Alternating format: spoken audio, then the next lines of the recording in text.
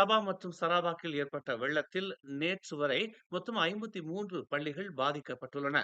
சபாவில் 24 ஆரம்ப பள்ளிகளும் 5 இடைநிலை பள்ளிகளும் பாதிப்படைந்துள்ள வேளையில் சரவாக்கில் 22 ஆரம்ப பள்ளிகளும் 2 இடைநிலை பள்ளிகளும் பாதிக்கப்பட்டுள்ளன. அந்த பள்ளிகள் இருக்கின்ற வளாகத்தில் 6 தற்காலிக நிவாரண மையங்கள் தற்போது செயல்பட்டு வருவதாக கல்வி அமைச்சு தெரிவித்துள்ளது. அவற்றில் 5 சபாவிலும் 1 சரவாக்கிலும் உள்ளன. அவ்விரு மாநிலங்களின் கல்வித்துறை மூலம் வெள்ள பேரிடரில் பாதிக்கப்பட்ட அனைத்து பள்ளிகளுக்கும் அவசர உதவிகள் வழங்கப்பட்டு வருவதாக தெரிவிக்கப்பட்டுள்ளது.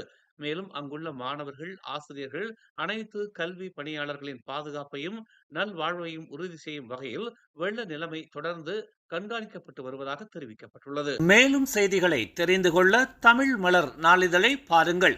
உடனுக்குடன் செய்திகளை தெரிந்து கொள்ள தமிழ் மலர் இணையதளம், தமிழ் மலர் செயலி மற்றும் மலர் டிவி யூடியூப் சேனலை வலம் வாருங்கள்.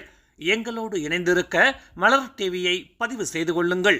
உறவுகள் மகிழ்ந்திட விருப்பம் மற்றும் பகிர்வு சேவையை சொடுக்கிடுங்கள்.